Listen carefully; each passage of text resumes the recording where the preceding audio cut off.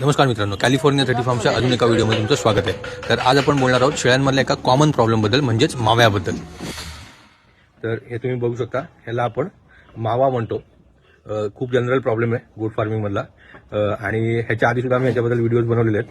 ह्याला इंग्लिशमध्ये एक्थायमा म्हणतात, ठीक आहे। आणि हे बऱ्याचदा आपल्याला शेळ्यांमध्ये दिसतं।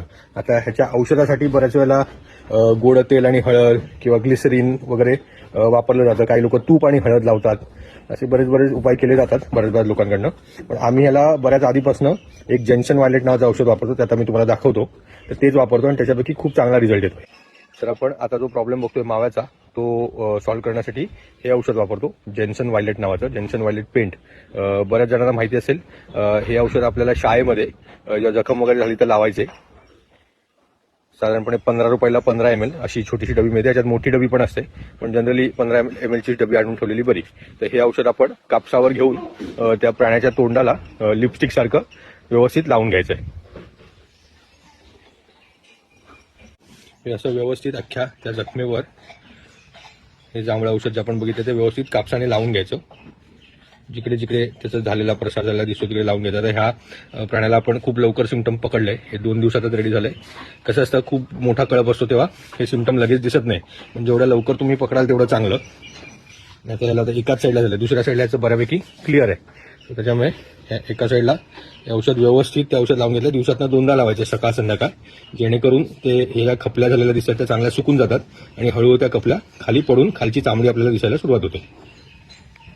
हे अजून एक छोटंसं पिल्लू आहे, ह्याला सुद्धा तुम्ही बघू शकता झालेलं आहे। ह्याला फक्त एवढ्याच भागात झालं आहे, जस्ट आउटब्रेक तयार होतोय त्याचा। सो त्याच्यामुळे जेवढ्या लवकर आपण ते बघू आणि त्याच्यावरती औषध करू, तेवढ्या लवकर ते आपल्याला बरं करायला सोपं जातं। एवढंसं छोटंसं इन्फेक्शन आहे, ते पटकन औषध करून क्लिअर होणार आहे। याला कधी कधी आपलं दिसतं अख्खं तोंड फुगून आलेलं असतं, त्याला वेळ लागतो। मग आता हे कसे हे 2-3 दिवसात बरं होणारा प्रॉब्लेम आहे। जेवढ्या लवकर पकडू तेवढं चांगलं। तर आज औषध लावायला सुरुवात केल्यापासून 3रा दिवस आहे, आणि तुम्ही बघू शकता जे तोंड आलेलं होतं ते ऑलमोस्ट सुकलेलं आहे।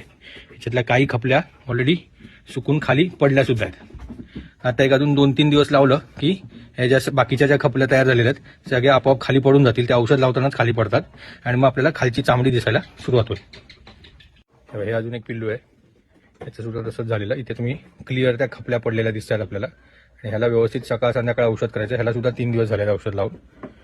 याच्या खपल्या ऑलरेडी पडल्यात आणि खालची चामडी दिसायला आपल्याला सुरुवात झाली, आणि ही चामडी क्लिअर झाली की हा मावा क्लिअर झाला असं आपण म्हणू शकतो। 3 ते 5 दिवस लागतात प्रॉपर क्लिअर व्हायला, पण रोज सकाळ संध्याकाळ औषध लावलं पाहिजे।